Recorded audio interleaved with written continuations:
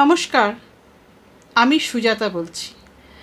আমার এই ভিডিওটি যদি আপনারা আমার YouTube channel thoughts of mind by Sujata থেকে দেখেন তাহলে অবশ্যই চ্যানেলটিকে সাবস্ক্রাইব করবেন।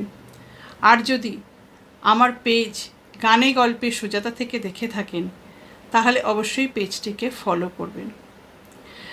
আজ দুই অখ্যাত তরুণের গল্প বলবো। হাতে মাত্র 14 দিন, কোনো পরিচিতি ছিল না, শুধু ছিল চোখে একরাশ স্বপ্ন আর গলায় ছিল সুর। আজ যে সাইয়ারা গানটা সবার মুখে গুনগুন গুনগুন করছে, সেই গানটার নেপথ্যে কিছু গল্প তো আছেই। আজ শোনাবো সেই গল্পই। এরা হলেন ফাহিম আবদুল্লাহ আর আরসালান নিজামী। একজন সেই সময়কার ইমাজিনারি পোয়েট এবং অন্যজন লে শহরের সিভিল ইঞ্জিনিয়ার। সঙ্গীত তাদের দুজনেরই জীবনের একটা বড় অঙ্গ, কিন্তু বড় আক্ষেপ দুজনেরই সঙ্গীতটা কাশ্মীর অবধিই থাকছে, তার বাইরে আর বেরোচ্ছে না। একদিন দুজনে বসে ভারাক্রান্ত মনে ভাবছেন যে আমরা এত সুন্দর সঙ্গীতকে ভালোবাসি এবং সঙ্গীতকে সাথে নিয়ে চলছি, কিন্তু কাশ্মীরের বাইরে আমরা যেতে পারছি না। আমাদের সঙ্গীত সারা ভারতবর্ষ জানুক বা সারা বিশ্ব জানুক, এরকম কিছু আমাদের কিছু করতে হবে। সেই সন্ধ্যাতেই দুই বন্ধু চাকরি ছেড়ে দিলেন এবং যা কিছু সঞ্চয় ছিল তা নিয়ে চলে এলেন মুম্বাই শহরে।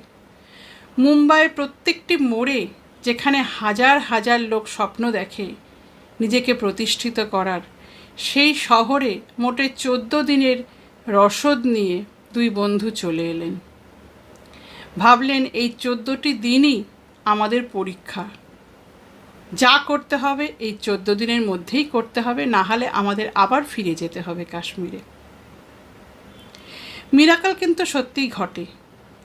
ঠিক 13তম দিনে তারা দেখা করলেন বিখ্যাত সুরকার তানিষ্ক বাগচির সাথে। তানিষ্ক শুধু তাদের সঙ্গীত শুনলেনই না, বরং মোহিত সুরির সায়ারা ছবিতে টাইটেল ট্র্যাকে কাজ করার সুযোগ করে দিলেন। আজ সেই গানটি লোকের মুখে মুখে ফিরছে। প্রথম সপ্তাহেই 100 কোটির ওপর ব্যবসা করে ফেলেছে এই গানটি। এই গানটি যে শুধু ফাহিমই গেয়েছেন তা নয়, আরসালান কিন্তু এতে সুরও দিয়েছেন কোনো বিখ্যাত লোকের সাহায্য ছাড়াই। এরা দুজনেই বলেন, আমরা ভেবেছিলাম আমরা সঙ্গীতের দিক থেকে নাম করব, কিন্তু আমাদের এই সঙ্গীত চলচ্চিত্রে ব্যবহার হবে এটা আমরা স্বপ্নেও ভাবতে পারিনি। আমাদের দুজনের সাফল্য সারা কাশ্মীরবাসীর কাছে একটি অনুপ্রেরণা। প্রচুর গুণী মানুষ রয়েছেন, প্রচুর সঙ্গীত শিল্পী রয়েছেন, প্রচুর শিল্পকলায় পারদর্শী মানুষ কাশ্মীরে রয়েছেন, যাদের শুধু একটি প্ল্যাটফর্ম দরকার, তাহলেই তারা তাদের এই গুণগুলোকে বিকশিত করতে পারবে। স্বভাবতই তাদের এই কথাগুলো বিশ্ববাসীর মন ছুঁয়ে গেছে। আজ আমার গল্পটি আপনাদের কেমন লাগলো জানাবেন। খুব শিগগির দেখা হবে আবার নতুন কোনো গল্প নিয়ে বা নতুন কোনো অজানা অচেনা ঘটনা নিয়ে। আজ তবে আসি।